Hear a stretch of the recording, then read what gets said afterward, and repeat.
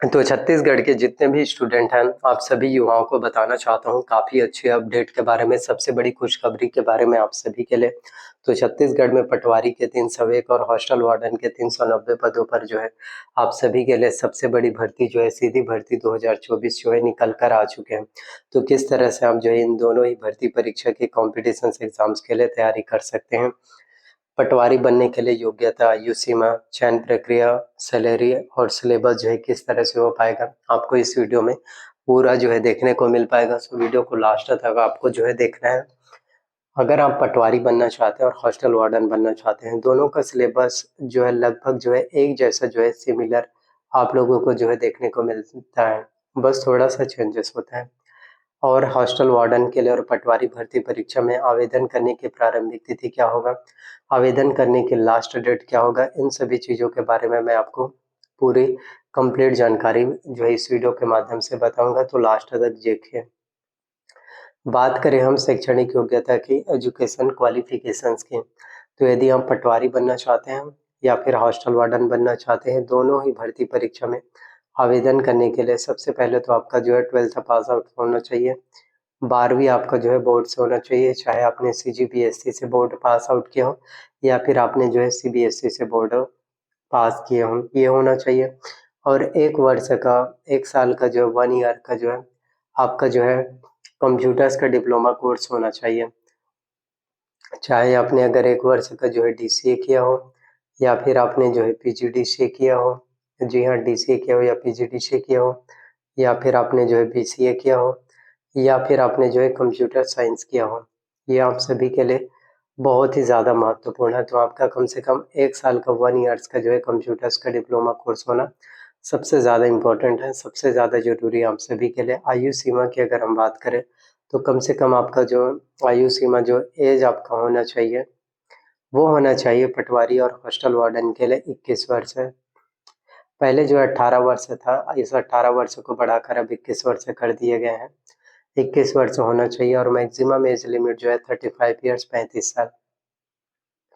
वहीं अगर हम बात करें तो कैटेगरी वाइज जो है आयु सीमा में भी छूट मिलता है एज लिमिट में। अगर बात किया जाए SC ST के, तो SC ST कैटेगरी वाले स्टूडेंट्स को जो है आयु सीमा में 5 वर्ष का छूट मिलता है और BC कैटेगरी वाले स्टूडेंट्स को 3 वर्ष का। तो यदि आप SC या ST कैटेगरी वाले स्टूडेंट्स हैं और यदि आप 40 वर्ष के हैं, 40 ईयर्स के हैं, फिर भी आप इसके लिए अप्लाई कर सकते हैं। वहीं आप जो है अगर OBC कैटेगरी वाले स्टूडेंट्स हैं और 38 साल के हैं, फिर भी आप इसके लिए आवेदन कर सकते हैं, फॉर्म फिलअप कर सकते हैं।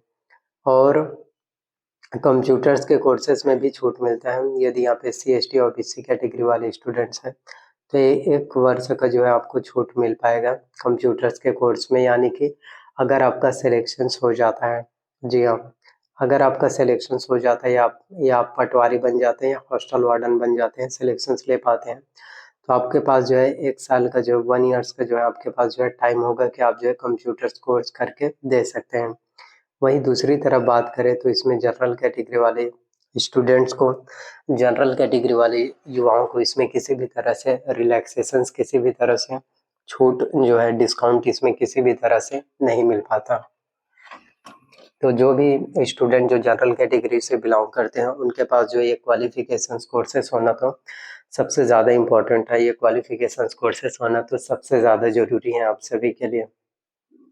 सिलेक्शन प्रक्रिया की बात करें अगर हम चयन प्रक्रिया की, तो इसमें आपका जो है सिलेक्शन प्रोसीजर, चयन प्रक्रिया आपके जो है डायरेक्ट भर्ती होता है, सीधी भर्ती होता है, यानी कि एक बार अगर आपका कॉम्पिटिशन एग्जाम जो है क्वालिफाई हो जाता है, तो मतलब आपका कॉम्पिटिशन एग्जाम जो है क्वालिफाई है, डायरेक्ट भर्ती होता है, क्योंकि इसमें सीधी भर्ती होता है।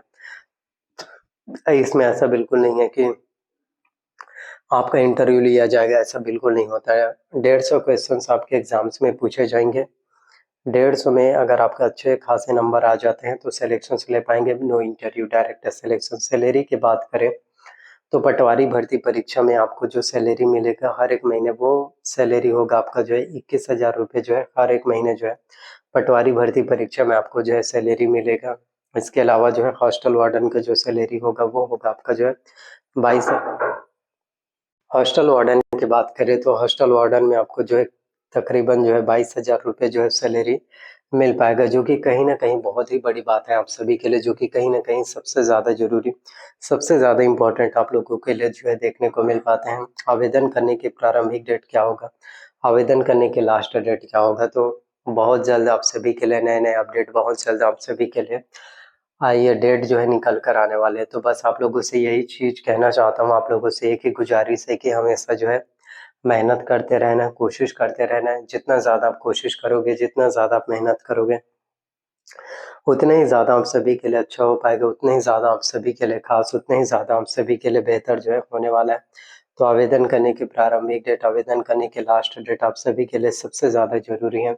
आप सभी के लिए सबसे ज़्यादा इम्पोर्टेंट जो है देखने को मिल पाते हैं, सो हमेशा मेहनत करते रहना है।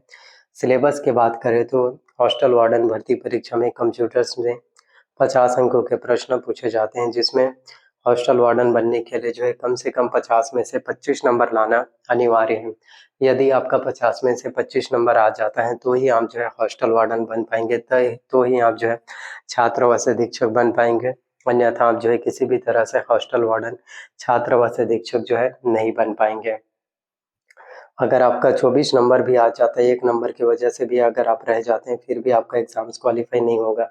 वहीं दूसरी तरफ अगर हम बात करें, तो पटवारी भर्ती परीक्षा में कंप्यूटर से 20 अंकों के प्रश्न पूछे जाते हैं, यानी दोनों ही भर्ती परीक्षाओं में, चाहे हॉस्टल वार्डन की बात करें, पटवारी में कंप्यूटर्स काफ़ी ज़्यादा इम्पोर्टेंट होता है, जिसमें आपके टॉपिक्स होते हैं, कंप्यूटर्स क्या हैं, कंप्यूटर्स का उपयोग कहाँ-कहाँ में किस लिए किया जाता है, इनपुट डिवाइसेस, आउटपुट डिवाइसेस के बारे में, एमएस ऑफिस जिसमें आपका MS Word, MS Excel, MS PowerPoint, MS Access, इन सभी चीज़ों के बारे में आपके कॉम्पिटिशन्स एग्ज़ाम्स में क्वेश्चन जो है पूछे जाते हैं, जो कि सबसे ज़्यादा इम्पोर्टेंट है। तो मैं आप लोगों से एक ही चीज़ कहना चाहता हूँ कि हमेशा आपको जो है तैयारी करते रहना चाहिए। तैयारी ही सबसे बड़ी चीज़ है। सिलेक्शंस हो या ना हो, कामयाबी मिले या ना मिले वो अपनी जगह है। लेकिन आप मेहनत ही नहीं करोगे, कोशिश ही नहीं करोगे और सिर्फ़ कामयाबी के सपने देखोगे या कामयाबी के ड्रीम्स देखोगे, ये गलत बात है। मेहनत करो, कोशिश करो, उसके बाद बोलो कि हमने बहुत ज़्यादा स्टडी किया, हमने बहुत ज़्यादा हार्ड वर्क किया, हमने बहुत ज़्यादा प्रिपरेशंस किया, लेकिन हमारा सिलेक्शंस नहीं हो पाया। इतने मेहनत करने के बावजूद तो आपको शायद लाइफ में आगे चलकर जो है ये रिग्रेट फील बिल्कुल भी नहीं होगा कि हमने कोशिश नहीं किया, क्योंकि बहुत से लोग होते हैं जिन्होंने अपनी ज़िंदगी में कभी कुछ कोशिश ही नहीं किया और वही लोग आपको अभी बोलते हैं कि कोशिश करो या फिर तुम्हारा हो जाएगा। ऐसा नहीं है। आपको तब तक जो है बिल्कुल भी नहीं रुकना है जब तक कि आपके सपने और ड्रीम्स पूरे ना हो जाए। तो बहुत जल्द आप लोगों के लिए पटवारी के 301 पोस्ट और हॉस्टल वार्डन के 390 पोस्ट पर भर्ती जो है होने वाली है। खुद के ऊपर भरोसा रखो, मैं यही चीज़ कहता हूँ। आपका सिलेक्शंस और आपको कामयाबी ज़रूर मिल पाएगा। वीडियो पसंद आया तो लाइक, शेयर, कमेंट ज़रूर करना। Thank you so